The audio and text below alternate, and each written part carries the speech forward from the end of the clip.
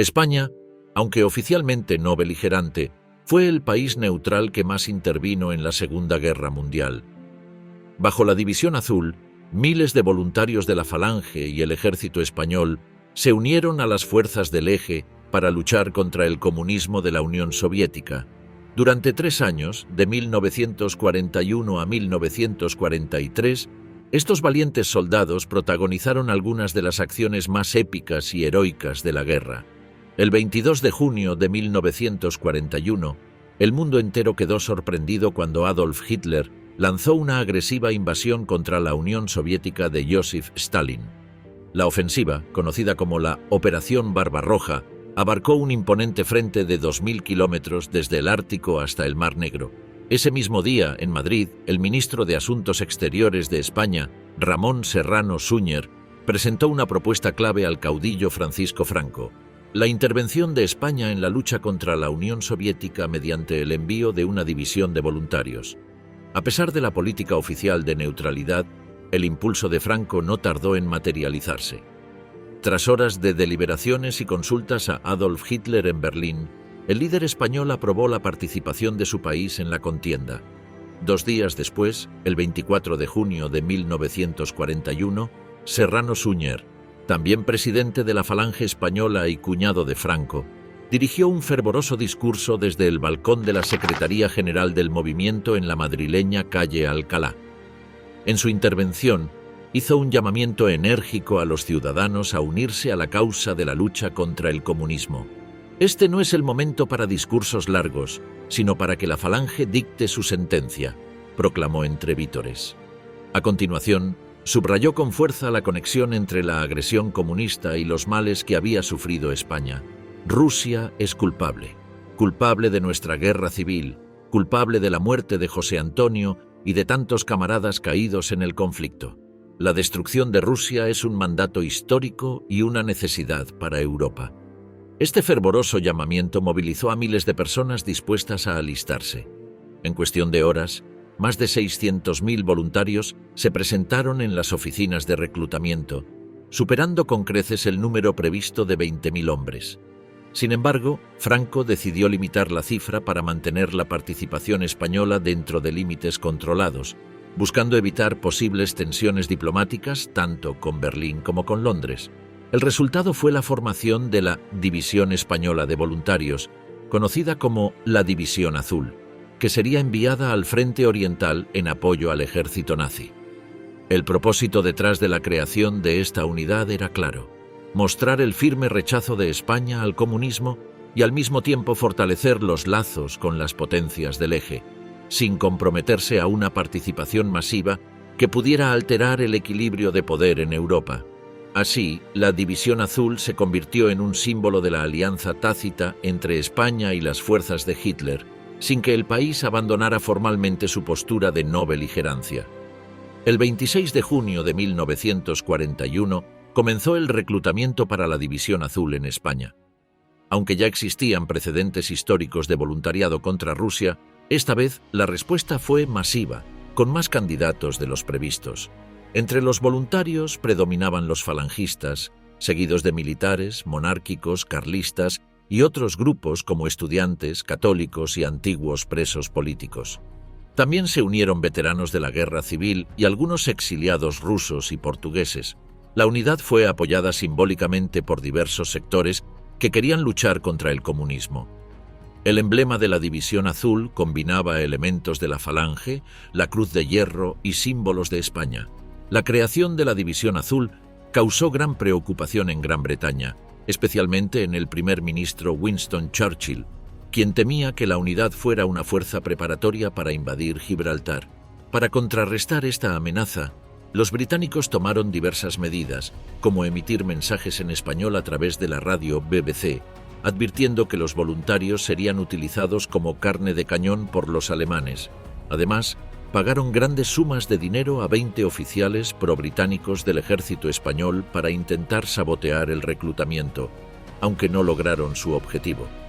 20 días después del inicio de la invasión alemana de la URSS, 19.000 voluntarios de toda la península ibérica y el protectorado de Marruecos fueron aceptados para formar parte de la División Azul, aunque 2.500 fueron rechazados tras los exámenes médicos. Bajo el mando del general Agustín Muñoz Grandes, veterano de la Guerra de África, la mayoría de los reclutas, que eran principalmente milicianos falangistas y no soldados profesionales, comenzaron su entrenamiento militar recibiendo un salario de 7,5 pesetas diarias. La despedida de los voluntarios españoles de la División Azul se convirtió en un evento de gran trascendencia nacional. En las principales ciudades se celebraron homenajes y grupos musicales acompañaron a los soldados en los puntos de embarque donde fueron despedidos por sus familiares. Un ejemplo de ello fue la multitudinaria despedida en la estación de Atocha en Madrid y en la estación de Barcelona. Durante su viaje, los voluntarios fueron ovacionados en los andenes de la península ibérica, recibiendo muestras de apoyo hasta llegar a los Pirineos. Sin embargo, al atravesar la frontera francesa, los soldados fueron recibidos con algunos abucheos en ciudades como Hendaya, Burdeos, Tours, Nancy y Estrasburgo, por parte de algunos franceses y exiliados republicanos españoles. La situación cambió por completo al llegar a Alemania, donde al cruzar la frontera y llegar a las estaciones alemanas, fueron recibidos con carteles que decían: «El ejército alemán saluda a los voluntarios españoles». La División Azul, bajo el nombre de 250 División Española del Ejército Alemán, se integró en las fuerzas alemanas, desplegándose entre el 17 y el 23 de julio de 1941 en el Polígono Militar de Instrucción de Grafenberg. En primer lugar, se estableció el cuartel general y la plana mayor, encargándose de áreas clave como operaciones, inteligencia, artillería, ingenieros, sanidad, intendencia, municiones, automovilismo y asuntos eclesiásticos.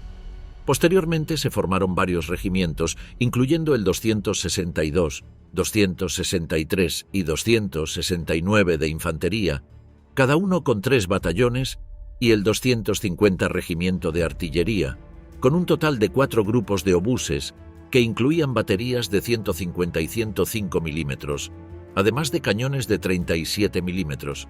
La estructura de la división también comprendía batallones de reserva móvil, transmisiones, zapadores, grupos antitanque, unidades de exploración, sanidad, transportes, intendencia, gendarmería y correo militar, así como compañías de esquiadores y veterinaria. Un destacamento de enfermeras españolas, parte de la sección femenina de Falange, también formaba parte de la unidad. Además, la división contaba con un parque hipomóvil de 5.610 caballos y otro de vehículos compuesto por coches, motocicletas y camiones. Para mantener la moral, se creó un periódico semanal, Hoja de Campaña, que se distribuía a 18.000 ejemplares y cubría noticias políticas, culturales, deportes y entretenimiento, incluyendo fotografías, crucigramas y chistes. La Falange también logró un espacio en la radio alemana, donde la locutora Celia Jiménez Costeira, vinculada a la sección femenina, se convirtió en la madrina de los soldados, ofreciendo programas que los mantenían conectados con su patria.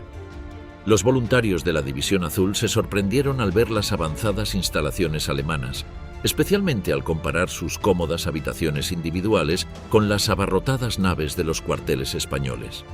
Este contraste generó un choque cultural significativo entre los alemanes y los españoles. En el ejército alemán, los oficiales y la tropa eran tratados de manera más igualitaria, mientras que en el ejército español los oficiales disfrutaban de privilegios especiales y podían imponer castigos físicos a los soldados, algo que se prohibió de inmediato, aunque algunos mandos se mostraron reacios a la nueva normativa. Las tensiones también surgieron por las diferencias en la actitud de los españoles, quienes solían llevar la guerrera desabrochada o las manos en los bolsillos, lo que molestaba a los alemanes, conocidos por su disciplina y pulcritud. Además, en su tiempo libre, los soldados españoles mostraron una actitud más relajada hacia las mujeres alemanas, lo que facilitó algunos romances, dado que en Alemania la libertad sexual era más abierta en comparación con la estricta moral religiosa que predominaba entre las mujeres españolas. El 31 de julio de 1941, los militares españoles de la División Azul hicieron un solemne juramento de lealtad tanto a Adolf Hitler como comandante en jefe del ejército alemán, como a Francisco Franco, caudillo de España. Sin embargo, antes de esa ceremonia oficial, varios oficiales españoles ya habían estado combatiendo junto a las fuerzas alemanas en el frente oriental. En la batalla de Umán, en Ucrania, un voluntario español fue el primero en recibir la Cruz de Hierro por su valentía. Mientras tanto, el 1 de agosto, el general Muñoz Grandes se reunió con Hitler para concretar los últimos detalles sobre la participación española en la guerra. Ambos descartaron la idea inicial de enviar la División Azul al Cáucaso, decidiendo en su lugar desplegarla al norte de Rusia. La División Azul. Héroes españoles en la marcha hacia el frente oriental. A principios de agosto de 1941, la División Azul dejó Grafenwöhr y comenzó su viaje hacia el frente oriental. Su ruta inicial los llevó a través de Polonia, pasando por Suwałki, antes de embarcarse en 66 convoyes ferroviarios hacia Grodno, en Lituania. Al llegar a territorio lituano, la unidad experimentó sus primeras bajas cuando una bomba explotó en un atentado llevado a cabo por un grupo comunista.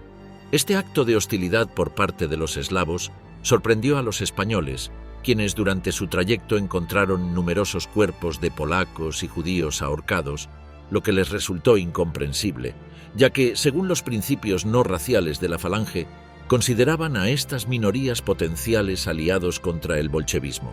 A pesar de la dureza de las imágenes que presenciaron, los soldados españoles hicieron amistad con la policía lituana en ciudades como Lina y Vilna, y se dieron algunos encuentros entre los oficiales de ambas naciones. Luego, la División Azul continuó su marcha hacia Bielorrusia, atravesando localidades como Molodezno, Minsk, Borisov y Orsha, recorriendo más de 900 kilómetros a pie. Sin embargo, en lugar de continuar hacia Moscú, cambiaron su ruta hacia Leningrado, viajando en tren desde Dno hacia el norte de Rusia a lo largo de la ruta de Vitebsk.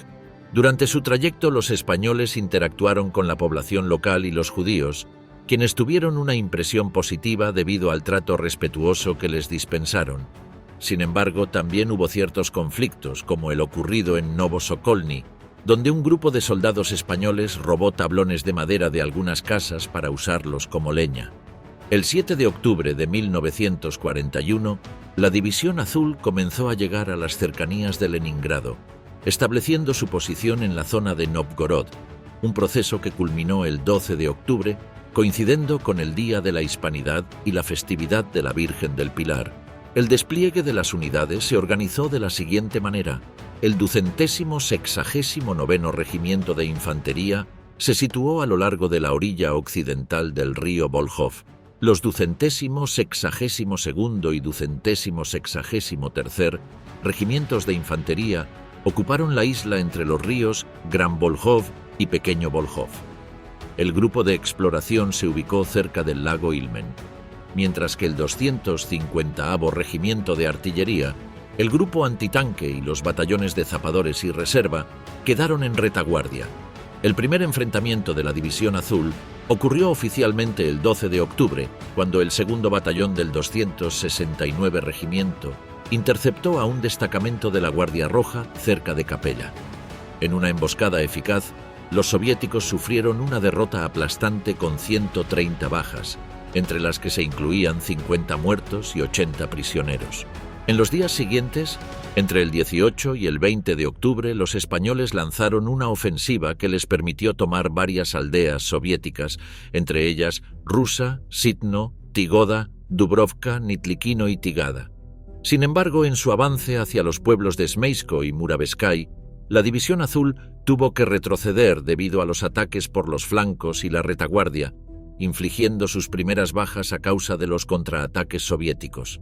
El 21 de octubre, la línea del frente de la División Azul se estabilizó, justo antes de recibir la visita del general José Moscardó, reconocido héroe de la Guerra Civil por su defensa del Alcázar de Toledo en 1936.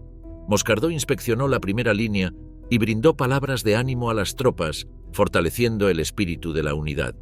La primera batalla en la que participó la División Azul tuvo lugar en el sector de Posad, una zona boscosa a 12 kilómetros del río Volkhov y del monasterio de Otensky. El 8 de noviembre de 1941, los voluntarios españoles ocuparon posiciones defensivas para repeler una feroz contraofensiva del Ejército Rojo, la cual fue precedida por intensos bombardeos de artillería y aviación. Al día siguiente, el 9 de noviembre, los soldados de la División Azul se encontraron rodeados por un ataque envolvente que avanzaba a través de los bosques hacia Chevelevo.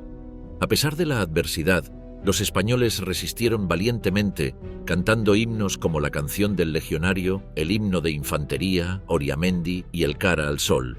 Un momento especialmente heroico ocurrió cuando la primera compañía del 269 Regimiento de Infantería, compuesta por estudiantes universitarios madrileños del SEU, defendió con fiereza sus posiciones.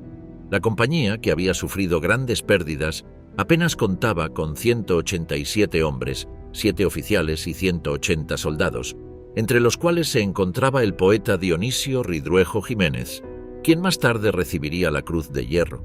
La compañía habría sido destruida si no hubiera sido por el relevo de las tropas alemanas el 17 de noviembre. A medida que avanzaba la batalla de Moscú, el Ejército Rojo lanzó una contraofensiva el 7 de diciembre de 1941, coincidiendo con el ataque japonés sobre Pearl Harbor. Ante esto, la División Azul se replegó al margen oriental del río Voljov, donde pasó el invierno. Hasta ese momento, los voluntarios españoles habían sufrido 368 bajas, con 109 muertos y 259 heridos. Este saldo, combinado con los acontecimientos globales, llevó a los mandos del ejército español a prever que la lucha en el frente oriental sería larga. A pesar de las dificultades, el general Agustín Muñoz Grandes les transmitió a sus hombres: clavados al terreno, ni un paso atrás. Siguiendo esta orden, los españoles impidieron que los soviéticos avanzaran ni un solo metro en el sector entre Udarnik y Gorka. El 25 de diciembre de 1941, día de Navidad, el Ejército Rojo consiguió tomar la posición intermedia, situada entre Chutini y la posición Alcázar, un área clave para la guarnición española. Durante este asalto, las tropas soviéticas hicieron prisioneros a varios españoles, a quienes asesinaron y clavaron sus cadáveres al suelo helado con picos. Sin embargo, la noche del 26 al 27 de diciembre, un grupo de voluntarios españoles procedentes de Udarnik lanzó un contraataque y recuperó la posición. La visión de sus compañeros caídos horrorizó a los soldados, quienes, sabiendo lo que les esperaba si eran capturados, rechazaron todos los ataques enemigos. Con ametralladoras en mano, mataron a 1080 soldados soviéticos, forzando a los supervivientes a retirarse derrotados. El invierno de 1941 a 1942 fue el más severo para la División Azul, enfrentando temperaturas que descendían por debajo de los menos 30 grados centígrados, lo que provocó la obstrucción de muchas armas y dejó a 103 soldados hospitalizados por congelación. Para mitigar los efectos del frío extremo, el ejército español había anticipado esta situación enviando más de 18.000 abrigos y un aguinaldo navideño para la tropa, que incluyó pasamontañas encontrados en los depósitos de las Brigadas Internacionales de la Guerra Civil, curiosamente fabricados en la misma URSS. El 7 de enero de 1942, el Ejército Rojo lanzó una ofensiva entre Novgorod y el lago Ilmen, dejando una guarnición alemana de 600 efectivos completamente rodeada en Buesbad. Dado que la División Azul era la unidad más cercana, se decidió movilizar a la compañía de esquiadores, formada por 206 combatientes y 70 trineos, bajo el mando del teniente Otero Arce, para liberar a los soldados alemanes. A las 6 horas del 10 de enero, partieron hacia su objetivo, cruzando el lago Ilmen y esquivando sus grietas sobre la superficie congelada, todo bajo temperaturas de menos 50 grados Celsius y una tormenta de nieve constante. El viaje duró aproximadamente 24 horas, y el 11 de enero, los esquiadores alcanzaron la aldea de Ustrica, donde se refugiaron, aunque la dura travesía les costó la vida a 102 de los 206 combatientes debido a la congelación. Al día siguiente, 12 de enero, los supervivientes se unieron a un grupo de 40 voluntarios letones y juntos atacaron el cerco exterior de Buesbad. Los alemanes, al ver una bengala disparada por los españoles, también se unieron al asalto desde el interior del cerco. La lucha se prolongó durante una semana hasta que el 21 de enero el Ejército Rojo levantó el asedio y se retiró derrotado. Al final, de los 200 españoles que inicialmente participaron en la operación, 188 sufrieron bajas por muerte, heridas o congelación. Solo 12 esquiadores y 5 letones salieron indemnes de esta ardua misión. A comienzos de 1942, las bajas sufridas por la División Azul eran considerables, pero aún había un número significativo de voluntarios dispuestos a unirse. Ante esta continua demanda, Franco aprobó la creación de una nueva unidad española, la Segunda División de Infantería Caqui, en contraste con la Azul que identificaba a la Falange. Esta nueva unidad estaría compuesta únicamente por militares profesionales. El general Enrique Varela fue encargado de organizar el reclutamiento, abriendo centros de inscripción en ciudades como Zaragoza, San Sebastián, Valladolid, Guadalajara, Logroño y Calatayud, donde se alistaron 16.502 nuevos efectivos. Estos soldados fueron enviados al polígono de instrucción de Auerbach y a los cuarteles de Hof para su entrenamiento. Sin embargo, a medida que las bajas en el frente oriental continuaban aumentando, alcanzando las 9.000, la Segunda División de Infantería Caqui fue finalmente integrada en la División Azul para reemplazar las pérdidas sufridas por la unidad original.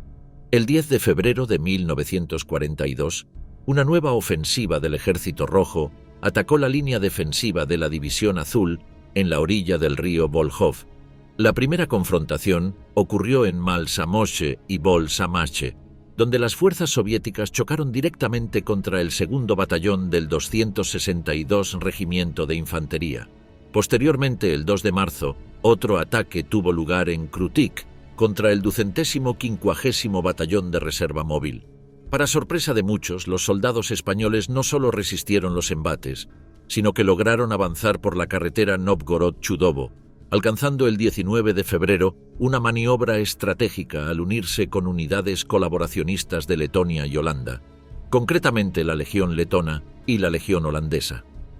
Esta acción rodeó a un gran número de tropas soviéticas, atrapándolas en lo que se conoció como la Bolsa del Volkhov. A pesar de los esfuerzos soviéticos por romper el cerco, los españoles mantuvieron su posición, soportando un asedio en condiciones extremas de nieve derretida y pantanos infestados de mosquitos. Finalmente, el 28 de junio de 1942, las fuerzas soviéticas cercadas fueron completamente aniquiladas. Este éxito le valió al general Muñoz Grandes la Cruz de Caballero y un elogio público por parte de Hitler, quien reconoció la valentía de los voluntarios españoles. Mientras tanto, en el frente interno, el 15 de agosto de 1942, un incidente grave ocurrió cuando varios veteranos de la División Azul regresaron a España. José Domínguez Muñoz, un divisionario acompañado por un grupo de falangistas radicales, irrumpió en el santuario de Begoña en Bilbao durante una misa, donde se encontraban miembros del Partido Carlista y algunos militares, incluido el general Enrique Varela. Durante la protesta, Domínguez lanzó una granada que dejó varios heridos. Este acto, conocido como el Atentado de Begoña, obligó a Franco a tomar medidas drásticas.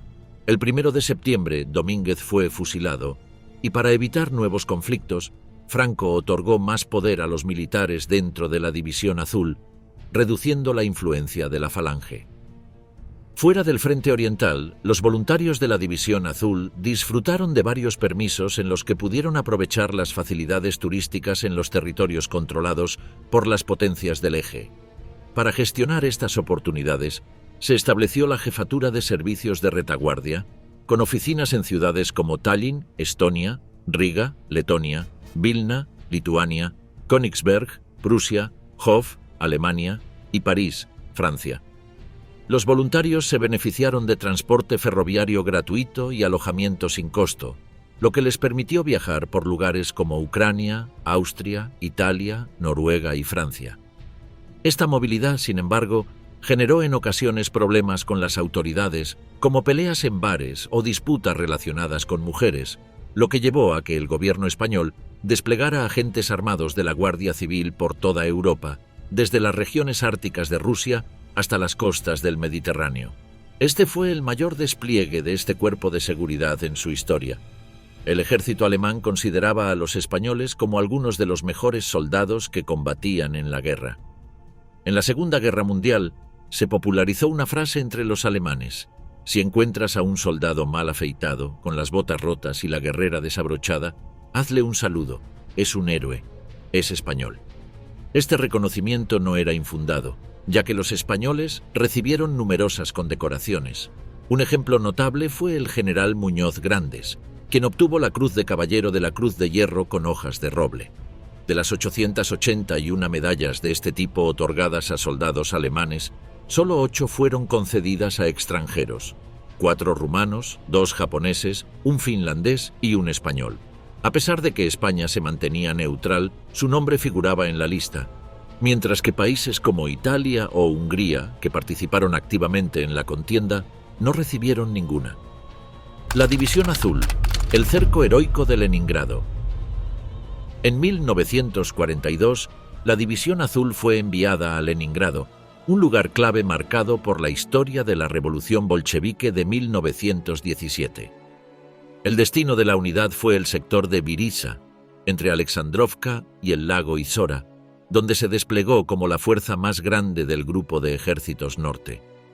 Allí, los soldados españoles participaron en una batalla de asedio estático, con los francotiradores y las piezas de artillería del 250º Regimiento de Artillería jugando un papel crucial, localizando y destruyendo baterías enemigas.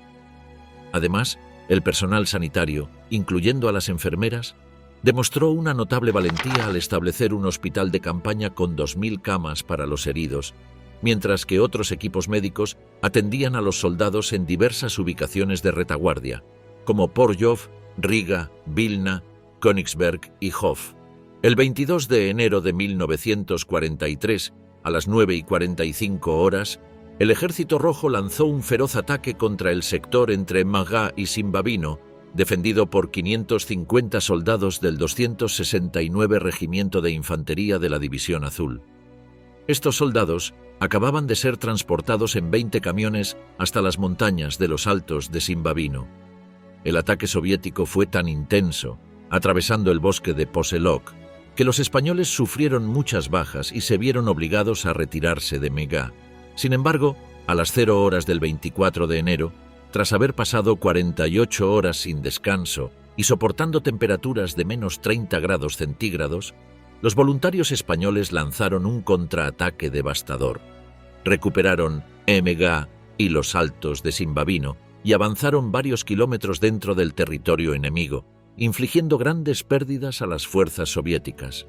Al finalizar la batalla de Simbabino, los españoles contabilizaron 401 bajas, entre ellas 124 muertos, 6 oficiales y 118 soldados, 211 heridos, 13 oficiales y 198 soldados, y 66 congelados o desaparecidos, 2 oficiales y 64 soldados.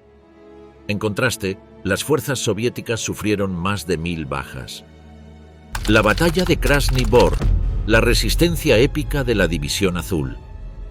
Conocida como la Operación Estrella Polar, el general Georgy Zhukov intentó replicar la táctica de la batalla de Stalingrado en el sector defendido por el Grupo de Ejércitos Norte, atacando la zona entre el ferrocarril de Leningrado y Moscú, específicamente en Krasny Bor, que en ese momento estaba bajo la protección de la División Azul.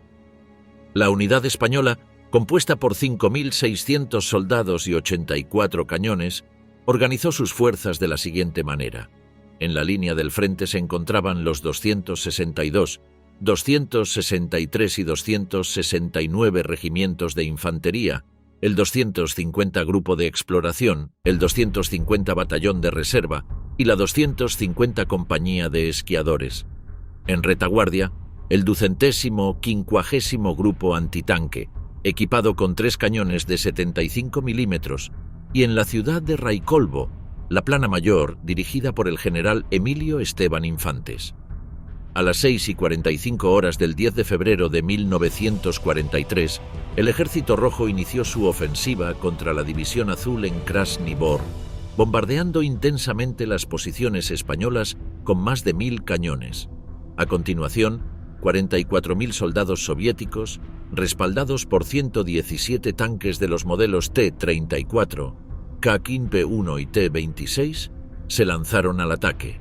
Aunque los soviéticos contaban con una clara superioridad numérica, cometieron varios errores estratégicos decisivos. Entre estos, la infantería avanzó en formaciones cerradas, lo que convirtió a los soldados en blancos fáciles para las ametralladoras MG-34 de los españoles. Además, muchos de los soldados soviéticos habían consumido vodka la noche anterior, lo que los dejó borrachos o con resaca durante el ataque. Los divisionarios españoles aprovecharon estas debilidades y, al abrir fuego, destrozaron las columnas soviéticas, matando a cientos de soldados y acumulando cadáveres en la nieve. Otra ventaja de los españoles fue que los tanques rusos se adelantaron demasiado a la infantería, lo que los dejó vulnerables, especialmente cuando muchos quedaron atascados en los cráteres creados por los bombardeos previos. Los cañones anticarro españoles y los cócteles Molotov destruyeron decenas de tanques. A pesar de estos fallos, los soviéticos lograron romper la línea española y penetraron hasta la primera línea defensiva, causando grandes bajas entre los divisionarios. El segundo batallón del 262 Regimiento de Infantería y el 250º Batallón de Reserva fueron prácticamente aniquilados, y la séptima compañía sufrió una retirada parcial.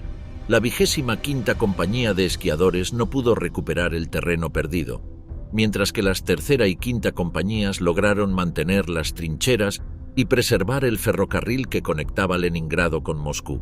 Con la primera línea rota, la División Azul se vio obligada a retroceder 3 a 4 kilómetros hasta la ciudad de Krasny Bor.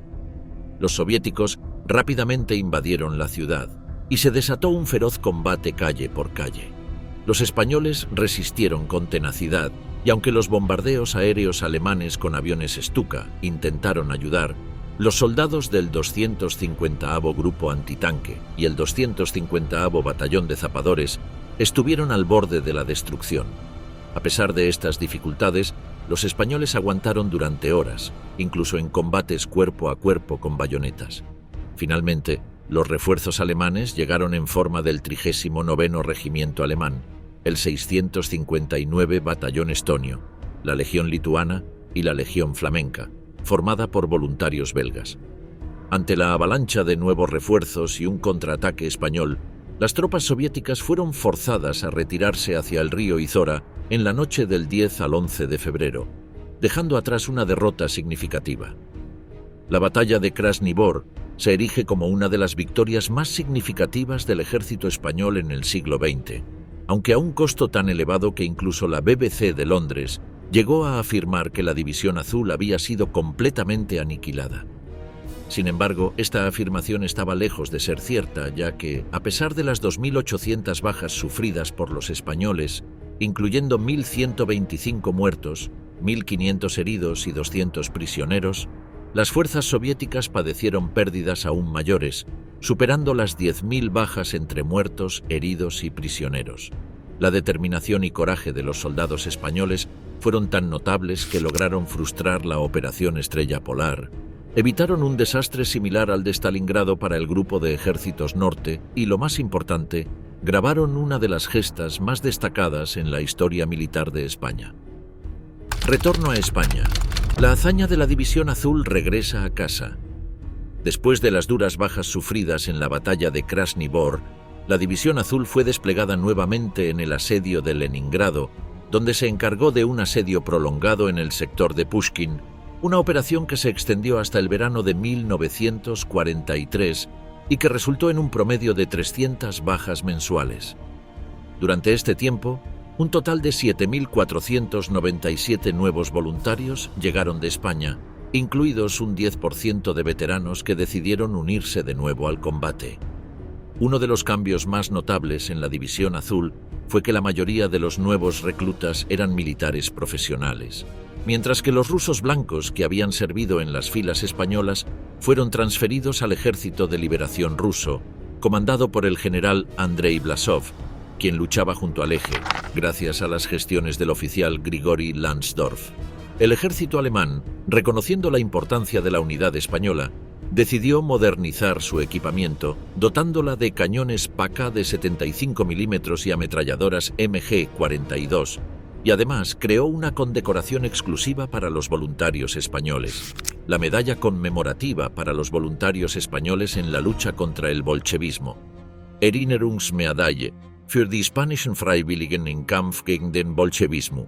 A medida que los reveses militares del eje se multiplicaban durante la Segunda Guerra Mundial, Gran Bretaña y Estados Unidos, a través de sus embajadores en Madrid, Samuel Howard y Carlson Hayes, ejercieron presión sobre el nuevo ministro de Asuntos Exteriores, Francisco Gómez Jordana, para que España dejara de suministrar wolframio a Alemania, declarara su neutralidad en vez de mantener la postura de no beligerancia y retirara la División Azul del Frente Oriental.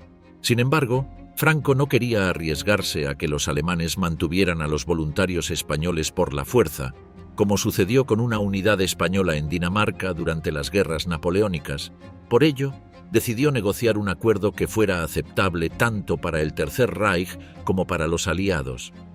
De este modo, el gobierno español autorizó la retirada de la División Azul a cambio de continuar vendiendo wolframio a Alemania y enviar una pequeña unidad a Rusia bajo el nombre de Legión Azul. El 1 de octubre de 1943, la División Azul fue retirada oficialmente de Leningrado y, el 12 de octubre, se acantonó en Oranienbaum, donde recibió un emotivo homenaje militar. El general Emilio Esteban Infantes fue condecorado con la Cruz de Caballero por Hitler en una ceremonia formal. Posteriormente, los voluntarios partieron hacia España en convoyes ferroviarios, siendo recibidos como héroes en cada ciudad y pueblo que atravesaron. En Zaragoza, se celebró una multitudinaria misa en la Basílica de la Virgen del Pilar en honor a su regreso. Legión Azul, los héroes que permanecieron en el Frente Oriental. Unos 2000 voluntarios decidieron quedarse en el Frente Oriental, formando la Legión Azul, que fue creada el 19 de noviembre de 1943 bajo el mando del coronel Antonio García Navarro en Kingisepp, una pequeña localidad cerca de la frontera entre Rusia y Estonia. Aunque no fue oficialmente reconocida en los registros del ejército, ya que se trataba de una unidad completamente voluntaria, su estructura se inspiró en la Legión extranjera española, con la formación de la primera y segunda banderas de infantería y una tercera bandera mixta. El 1 de diciembre de 1943, la Legión Azul vivió su primer combate en el Frente Oriental, enfrentándose a partisanos comunistas y civiles armados en la región de Kingisepp. A tan solo 2 semanas de este bautismo de fuego, el 15 de diciembre, el Ejército Rojo lanzó una ofensiva masiva contra el Grupo de Ejércitos Norte, lo que obligó a los miembros de la Legión Azul a retirarse a comienzos de 1944. En su retirada, combatieron en Liuban, Luga, Pskov y Narva antes de llegar a la ciudad de Tallinn, en Estonia, donde se refugiaron. Con el Frente Oriental sumido en una fase crítica de la guerra, Franco dio la orden el 11 de marzo de 1944 de retirar definitivamente a la Legión Azul de Rusia. El Tercer Reich no presentó objeciones, y el 31 de marzo los voluntarios fueron despedidos con gran entusiasmo en los cuarteles de Stalag, en Prusia Oriental. Sin embargo, el coronel Antonio García Navarro aprovechó la ocasión para expresar en su discurso su descontento con el gobierno español por permitir la retirada de los españoles antes de haber completado la cruzada contra el bolchevismo. A mediados de 1944, España declaró oficialmente su neutralidad y prohibió cualquier tipo de participación voluntaria en la guerra. No obstante, la Falange, actuando en secreto, siguió apoyando la creación de diversas unidades hispanas. Entre ellas se destacó el Batallón Fantasma de los Pirineos, que luchaba contra la resistencia francesa, y la inclusión de españoles en la 24ª División SS de montaña Karlsjäger, que combatió en los Balcanes contra el régimen de Josip Tito en Yugoslavia. También surgieron formaciones como la Unidad SS Esquerra Española, liderada por el comandante Miguel Esquerra, que luchó contra el ejército estadounidense en la Batalla de las Ardenas en 1944 y contra las fuerzas soviéticas en la Batalla de Berlín en 1945. Posguerra. Los últimos ecos de una nación forjada en la guerra. La División Azul contó con alrededor de 45.245 efectivos del ejército español, entre los cuales se encontraban 2 generales, 2.372 oficiales, 4.290 suboficiales y 38.685 soldados. De estos, 21.289 sufrieron bajas, incluyendo 5.000 muertos, aproximadamente el 11% del total, 8.000 heridos, 7.800 enfermos y 489 prisioneros. En cuanto a los 489 prisioneros capturados por el ejército soviético, la mayoría fueron enviados a los gulags en Siberia, donde soportaron un frío extremo y malos tratos. De ellos, 130 españoles murieron en cautiverio, mientras que solo 8 lograron obtener la libertad tras convertirse al comunismo y obtener la nacionalidad soviética. Incluso aquellos 70 españoles que se alistaron en la División Azul con la intención de desertar al Ejército Rojo no recibieron perdón. Tras la muerte de Joseph Stalin en 1953, España inició conversaciones con la Unión Soviética para la liberación de los prisioneros de la División Azul. En 1954, la petición fue atendida y un barco griego llamado Semiramis fue asignado para el transporte de los prisioneros. A bordo viajaron 229 veteranos de la División Azul, junto con 19 desertores, 19 marineros mercantes, 15 estudiantes de aviación de la Segunda República y 4 niños huérfanos de la Guerra Civil Española. La travesía comenzó en el puerto de Odesa, cruzando el Mar Negro antes de hacer una parada en Turquía, donde se encontraron con la delegación española en Estambul. Luego continuaron su viaje a través del mar Mediterráneo hasta llegar a la península ibérica. El 2 de abril de 1954, el Semiramis atracó en el puerto de Barcelona, donde los exprisioneros fueron recibidos por el general Agustín Muñoz Grandes y Raimundo Fernández Cuesta, secretario general del movimiento. Después de una misa en la Basílica de la Merced, los liberados regresaron a sus hogares. La División Azul se destacó como una de las unidades más profesionales y condecoradas de la Segunda Guerra Mundial. Entre sus logros figuraban 150 cruces de hierro de primera clase, 2.500 de segunda clase, 2 cruces de caballero para los generales Agustín Muñoz Grandes y Emilio Esteban Infantes, y 3 cruces alemanas de oro. Por parte de España, se otorgaron 8 cruces laureadas de San Fernando a los divisionarios Jaime Galiana Garmilla, José Pérez Castro, Generoso Ramos Vázquez, José Rubio Moscoso, Salvador Masip Bendicho, Antonio Ponte, Anido, Manuel Ruiz de Huidobro Alzurena y Teodoro Palacios Cueto, 54 medallas militares individuales y 2 medallas militares colectivas, al 2º Batallón del 269º Regimiento de Infantería y a la 250ª Compañía de Esquiadores. También hubo premios adicionales como la Medalla a los Sufrimientos de la Patria, la Medalla del Mutilado, el Distintivo de Heridos, el Emblema de Asalto de Infantería, el Emblema de Asalto General, los Pasadores de Combate Cuerpo a Cuerpo, el Distintivo de Destrucción de Carros, la Cruz Alemana, la Medalla de Invierno y la Cruz del Mérito. En el cementerio de la Almudena en Madrid reposa el Soldado Desconocido, un homenaje a todos aquellos que fueron recogidos sin identificar en Rusia, convertidos en un símbolo de la División Azul. Tras la caída del franquismo en 1975 y el establecimiento del Reino de España bajo el liderazgo de Juan Carlos I en 1978, la División Azul continuó siendo un tema recurrente en la literatura, con numerosos libros, artículos y películas dedicados a su legado.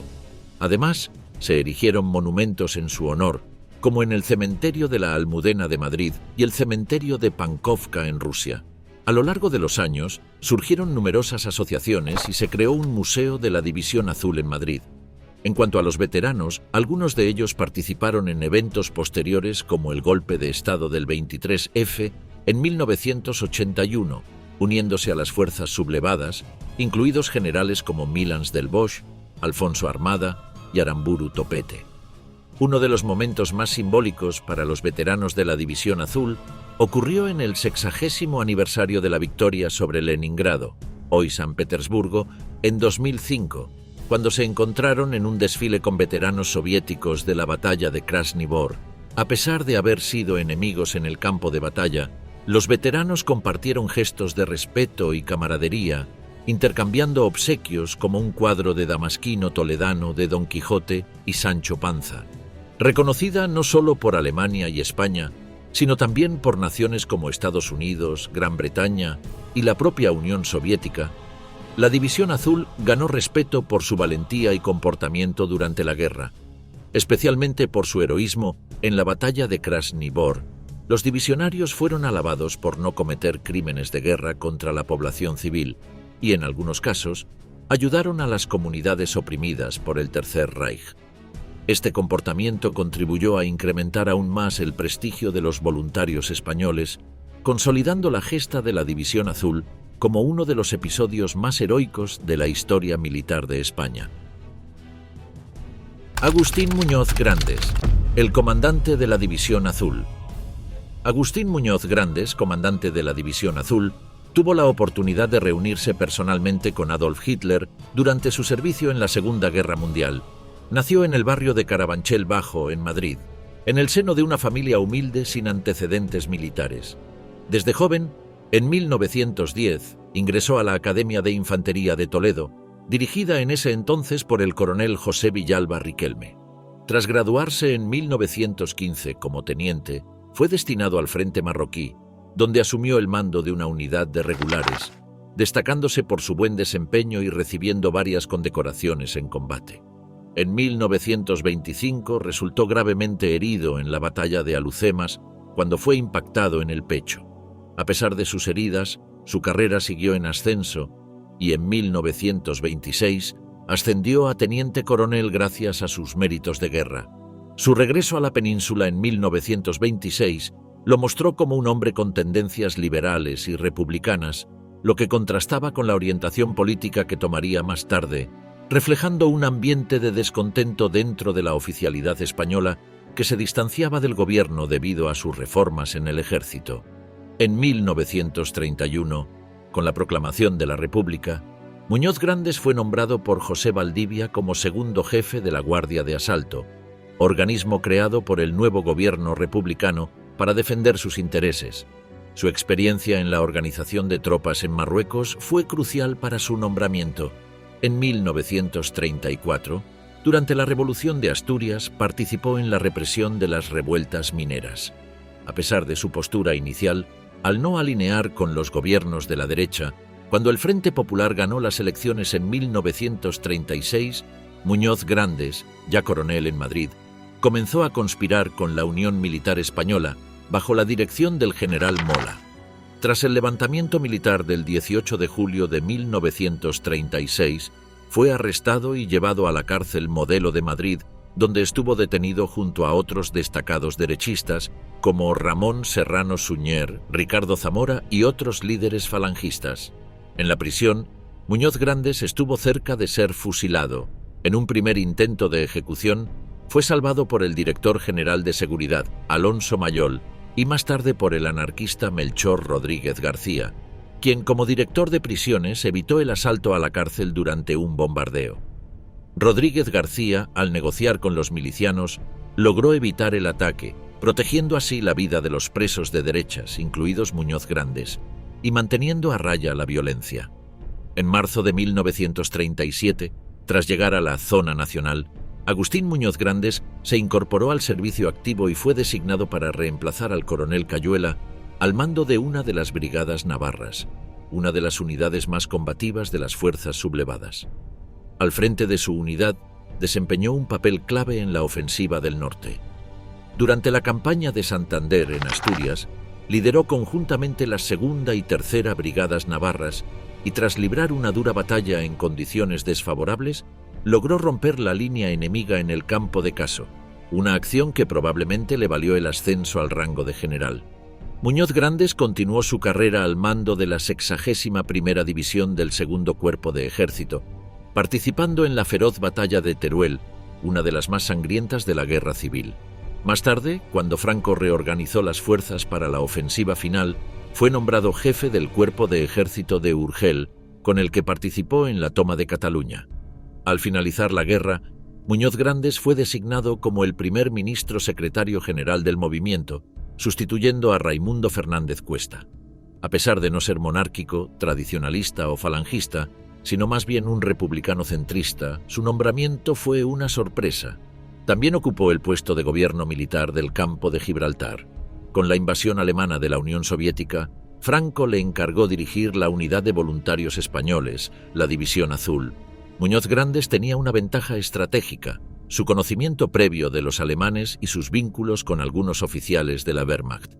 De hecho, había sido asesor táctico de Wilhelm Canaris, responsable de la inteligencia del ejército alemán, y organizó la ayuda del Reich a Franco. Además, fue un amigo cercano de Hitler, quien le consultó sobre la Operación Félix, la invasión de Gibraltar.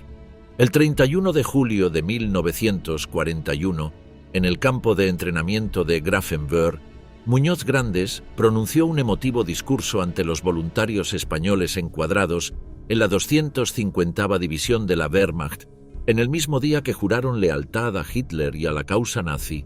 Voluntarios españoles, soldados de honor de nuestra patria, hoy, en uno de los momentos más felices de nuestras vidas, ante las gloriosas banderas de Alemania y España, habéis jurado morir antes que la barbarie bolchevique continúe su obra de odio y destrucción que ensangrentó nuestra patria y que ahora amenaza con imponer a toda Europa. Tras 5 semanas de entrenamiento, la División Azul fue desplegada en el sector de Novgorod, integrándose al 25º Ejército alemán con alrededor de 18.000 hombres, compuestos principalmente por falangistas, voluntarios, soldados de reemplazo y mandos profesionales. En septiembre de 1941, Agustín Muñoz Grandes tuvo una entrevista con Adolf Hitler en la sede de su cuartel general en Rastenburg, conocida como la Guarida del Lobo.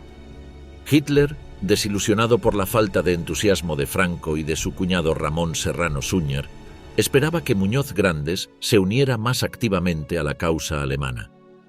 Durante esa visita, Muñoz Grandes fue condecorado por Hitler con la Cruz de Caballero de la Cruz de Hierro en marzo de 1942 y luego, en diciembre de ese mismo año, se le otorgaron las Hojas de Roble, un reconocimiento excepcionalmente entregado a un no alemán. Sin embargo, en un informe de Ribbentrop del 31 de agosto de 1942, se señala el descontento de Muñoz Grandes ante la falta de ideología en los nuevos soldados que se incorporaban a la división, quienes ya no eran en su mayoría falangistas.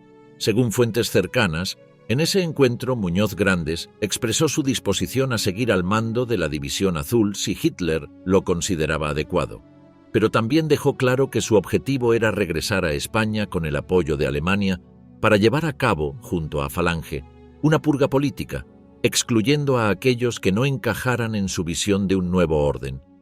Para conseguirlo, no sería necesario desplazar a Franco, sino simplemente relegarlo a un puesto honorífico, convirtiéndolo en jefe del Estado mientras él asumía el cargo de presidente del gobierno. Este plan habría sido respaldado por la importancia estratégica de la División Azul en la batalla de Leningrado, hoy San Petersburgo, donde se dice que Hitler comentaba frecuentemente al general Alfred Jolt: «Debemos potenciar la popularidad del general Muñoz Grandes, pues la División Azul puede ser crucial en el momento de derribar este régimen controlado por curas».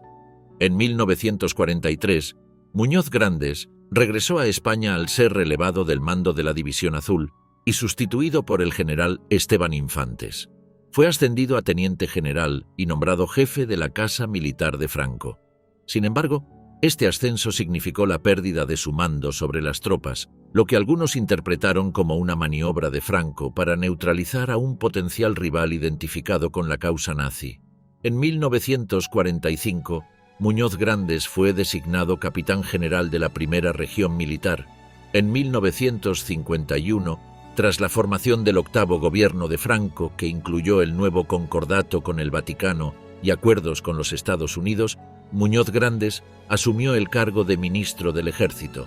Posteriormente, alcanzó el rango de capitán general, un título reservado hasta entonces para Franco, convirtiéndose en el número 52 en ostentar este cargo desde su creación por el rey Carlos III. Agustín Muñoz Grandes ocupó la jefatura del Alto Estado Mayor hasta julio de 1962, cuando fue ascendido a vicepresidente del gobierno, cargo que más tarde sería ocupado por Carrero Blanco. En la dictadura franquista, España necesitaba la alianza con Estados Unidos, la principal potencia mundial de la época y la única dispuesta a estrechar lazos con el régimen. Muñoz Grandes fue asignado con una de las tareas más complejas tanto a nivel militar como diplomático: negociar los acuerdos con los estadounidenses. No fue una tarea sencilla, ya que la cesión de bases a una potencia anglosajona le traía recuerdos de Gibraltar. Sin embargo, debía reconocer que España necesitaba recursos y apoyo internacional, y que estas bases eran esenciales en el contexto de la Guerra Fría y la confrontación con la Unión Soviética, una potencia contra la cual España ya se había enfrentado anteriormente. En 1967, tras la aprobación de la Ley de Sucesión y debido a la postura antimonárquica del capitán general, quien no consideraba a don Juan de Borbón como español, Agustín Muñoz Grandes fue removido de su cargo de vicepresidente del gobierno, aunque continuó desempeñando todas sus funciones militares. El 11 de julio de 1970 falleció a causa de complicaciones gastrointestinales relacionadas con un cáncer de riñón. Emilio Esteban Infantes, el general que sustituyó a Muñoz Grandes. Emilio Esteban Infantes y Martín nació en Toledo el 18 de mayo de 1892, en una familia que no tenía antecedentes militares. Desde joven mostró gran vocación por la carrera militar, lo que lo llevó a ingresar en la Academia de Infantería de Toledo en 1907, bajo la dirección del coronel Juan San Pedro Icea. En esta institución comenzó a forjarse su carrera, que lo llevaría a desempeñar papeles cruciales durante la Guerra Civil Española y la Segunda Guerra Mundial, destacando en la División Azul como uno de los comandantes más prominentes al mando de las fuerzas españolas en Rusia. En sus primeros años en el ejército, Esteban Infantes demostró un fuerte compromiso y una gran habilidad estratégica. Sirvió en el Protectorado Español de Marruecos, donde estuvo bajo el mando del general Sanjurjo, participando en diversas operaciones y combates en Melilla y Alhucemas. Con el tiempo, su carrera se desarrolló rápidamente, siendo ascendido a capitán a los 20 años y, gracias a su desempeño en combate, a teniente coronel en un corto periodo de tiempo. Fue en 1925 cuando participó activamente en el desembarco de Alhucemas, una de las acciones más emblemáticas de la Guerra de Marruecos, que consolidó su reputación como un líder militar competente. La rebelión militar de 1936 lo sorprendió en Madrid, pero rápidamente se alineó con los sublevados, uniéndose al bando franquista en Burgos. En los primeros meses del conflicto, asumió importantes responsabilidades, entre ellas la jefatura del Estado Mayor del Cuerpo de Ejército de Castilla. A lo largo de la guerra, Esteban Infantes se destacó por su liderazgo en diversos frentes, especialmente en la ofensiva de Somosierra y Navafría, así como en la toma de posiciones clave como la I Brigada de la División Soria y la Tercera Brigada del Jarama. Durante la batalla de Teruel fue encargado de dirigir la 81ª División, participando en la ocupación de la Sierra de Jabalambre, y recibió la medalla militar por su actuación.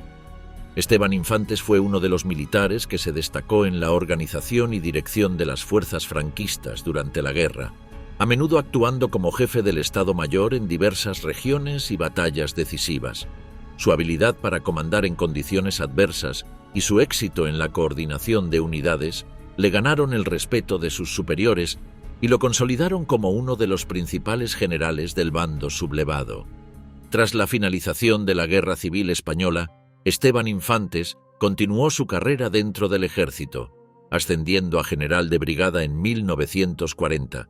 A pesar de su ascenso, seguía siendo un hombre que no ocultaba su ambición de seguir demostrando su valía a nivel internacional, especialmente en el ámbito de la Segunda Guerra Mundial. Fue durante este periodo cuando solicitó de forma insistente ser destinado a Rusia para liderar a las tropas españolas en la lucha contra el comunismo, un pedido que fue finalmente atendido. En diciembre de 1942, sucedió al general Agustín Muñoz Grandes al mando de la División Azul, unidad que había sido enviada a combatir al lado del Tercer Reich en el frente oriental. Bajo su liderazgo, la División Azul se destacó en la batalla de Krasny Bor, donde logró resistir los intensos ataques del Ejército Rojo, a pesar de ser superados numéricamente y de la presencia de tanques enemigos.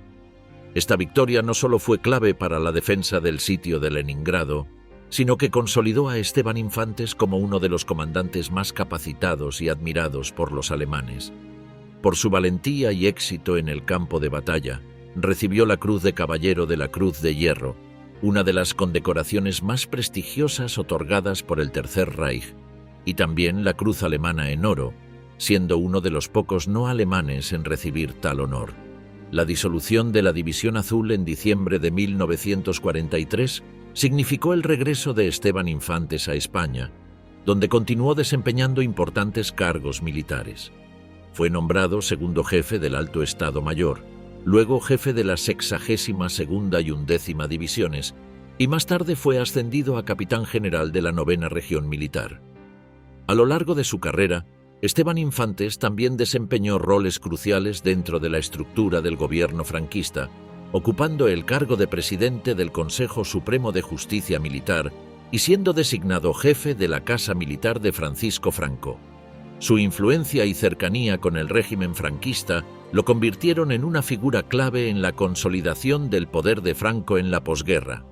A pesar de que su carrera estuvo marcada por sus victorias en la Guerra Civil y su participación en la Segunda Guerra Mundial, la transición a la vida política en la España de la posguerra no estuvo exenta de tensiones. En 1951 ascendió a teniente general, un rango que consolidó aún más su prestigio dentro del ejército. Durante los años siguientes, ocupó importantes posiciones dentro del aparato militar de Franco, siempre con un enfoque en mantener la estabilidad interna y la lealtad al régimen. A lo largo de su carrera, Emilio Esteban Infantes recibió numerosas distinciones, que incluyeron 2 medallas militares individuales y diversas condecoraciones por su participación en la campaña de Marruecos, la Cruzada y la campaña de Rusia. También fue reconocido internacionalmente, siendo Caballero de la Legión de Honor de Francia y recibiendo condecoraciones de Portugal, Irán y Líbano. Además, se le otorgó la Medalla de la Coronación de la Reina de Inglaterra, un símbolo de su importancia dentro de la esfera militar europea. Esteban Infantes, al igual que muchos otros militares que sirvieron bajo Franco, se convirtió en una figura emblemática de la España franquista. Aunque su relación con los nazis y su liderazgo en la División Azul lo colocaron en un lugar controversial dentro de la historia de España, su habilidad y dedicación como oficial militar le aseguraron un lugar destacado en la historia militar del país. En 1962, Esteban Infantes pasó a la reserva, marcando el final de su carrera activa en el ejército. Sin embargo, su legado perduró como un testimonio de la lealtad a Franco y de su contribución al régimen durante algunos de los periodos más oscuros de la historia de España. A pesar de su retiro, continuó siendo una figura respetada dentro de la estructura del gobierno franquista, ocupando en sus últimos años funciones honoríficas como director del Museo del Ejército y presidente del Consejo Superior Geográfico. Emilio Esteban Infantes murió en 1962, dejando tras de sí un legado de valentía, controversia y una notable carrera militar que lo marcó como uno de los oficiales más importantes de la España franquista, cuyo impacto perduró tanto en la historia de la Guerra Civil como en la de la Segunda Guerra Mundial. Su vida y su carrera reflejan la complejidad de una época convulsa, en la que las lealtades militares, políticas e ideológicas jugaron un papel fundamental en la configuración de la historia moderna de España.